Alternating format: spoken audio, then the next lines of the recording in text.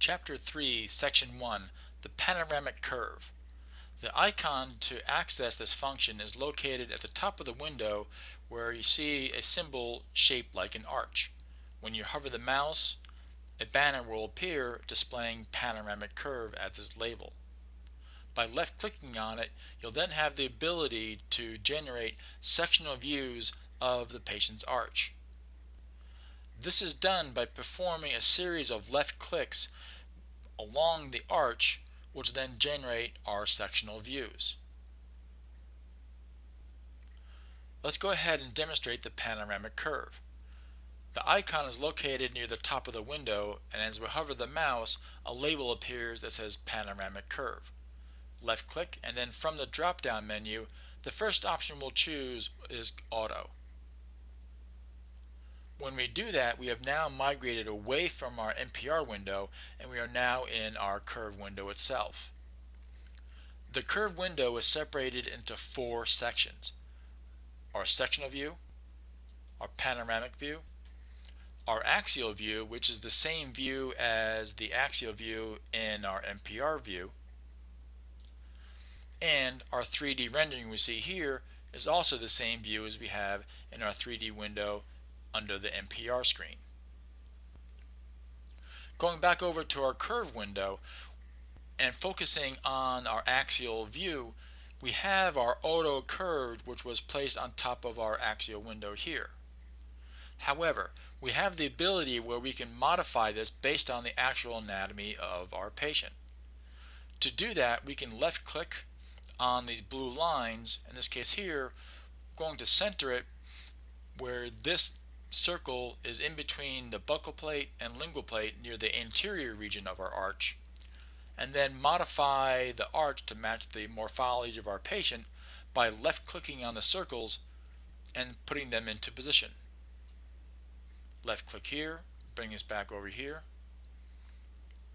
let go of the mouse again, left click, bring this back here, left click, make this more posterior here, and basically in this case here, simply splitting the ridge in this case, and then perform the same thing on the left hand side of our anatomy. If I wish to add a point between two existing points, I can right click the mouse, left click on insert point, left click to place our landmark, and then left click to put that into position. The more landmarks that we place, the more flexibility we have in terms of manipulating our pan curve view. We will come back to our sectional, panoramic, and 3D view in a moment. In this case here, I'm going to demonstrate how to do a panoramic curve, but this time do it manually. We'll go ahead and navigate back over to our NPR window, left click again on panoramic curve, and this time here I'm going to left click on manual. To digitize our landmarks to draw our panoramic curve, we strongly recommend identifying the curve to start on the right hand side of the anatomy and essentially going in a clockwise direction and placing landmarks roughly 1 centimeter apart. So we'll start just outside the scan, left click once, go towards the anterior portion of the arch, left click again, left click again, left click again, and so on, and I'll place a landmark near the midline here, and I'll continue to the other side, placing landmarks again roughly 1 centimeter apart. And when I've gotten to the other side over here, I can now double click my mouse, and now I've generated a pan curve here again. In this case here, these circles represent each left click that was made with the mouse going all around the arch, which can then still be modified as needed, which will then update my view and my panorama view as well as my sectional views. In this next example, we'll do a pan curve now that's going to be specific to the maxillary arch.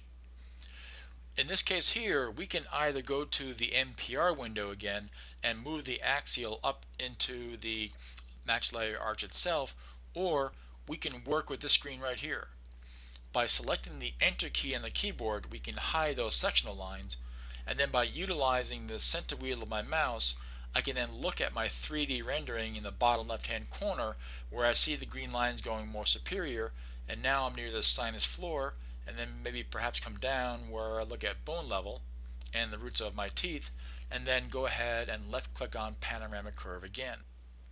I'm going to go ahead and digitize again here, starting from the right hand side of my anatomy and going clockwise. Again, placing between 5 and 7 landmarks per side of the arch, placing a landmark at my midline, and continuing on the left hand side of my anatomy. When I'm done, I double click again, and now I've generated my pan curve here now specific to the maxillary arch. It's important to note that we've generated 3 panoramic curves so far. To access the 3 curves, you can either left click on the icon at the top that says Curve Manager and identify the 3 curves you have here, such as the first one here, and then left click on Show. It'll then change our view to the first pan curve, which was our auto curve. A shortcut to those same options is listed in the upper right hand corner here, as indicated by the first curve, which was our auto curve, the second, which was our manual curve, our mandible, and the third, which was a manual curve of our maxillary arch. Let's spend a few moments identifying what we're looking at here in our panoramic pane of the curve window. In the upper right hand corner, we can evaluate and assess how much physical anatomy we're viewing by left clicking on the abbreviation for TH for 2.0 millimeters. What this is identifying for us is that we are looking at 2 millimeters of anatomy, or 1 millimeter of anatomy on either side of those 3 blue lines. I can change the thickness of my anatomy, say to 20 millimeters, left click on OK, and now I'm viewing 10 millimeters of anatomy on either side of that center blue line and generating a view that looks more consistent of that of a 2D panorama image. The trade-off with this view is, even though I'm seeing more physical anatomy, I'm seeing less detail. However, if I left click and change my thickness, say down to 1 millimeter, left click on OK, now it's the reverse. I'm seeing less physical anatomy, but I'm now seeing greater detail. The thickness you choose may depend on the type of treatment planning or diagnostics. For instance, looking for root fractures might be ideal when using a thinner slice of anatomy, versus doing implant planning where I want to see the angle of my adjacent teeth in a dentulous site. Perhaps I want to be able to see more physical anatomy. I also have the ability to change how much physical anatomy I'm seeing in this window by adjusting the outer perimeter of my view. By left clicking on the outside frame, I can left click where it changes yellow and then change this going in a vertical direction, which then allow me to see more physical anatomy. The center line here, my midpoint, I can left click, bring it down perhaps towards the occlusion, and then continue adjusting this to see more physical anatomy going in the vertical direction. I can left click here to maximize my view here as well. And in addition to that, I can also change my MPR view or my grayscale view to another grayscale view, which is my maximum intensity projection or MIP view, such as this. I can also left click one more time and go to a virtual rendering view or VR view here as well. And I can also change my thickness there one more time, perhaps going out to 20 millimeters, clicking on OK, to view 20 millimeters of anatomy. At this point in time, we recommend pausing the video to replicate the steps to generate a panoramic curve with your 3D software.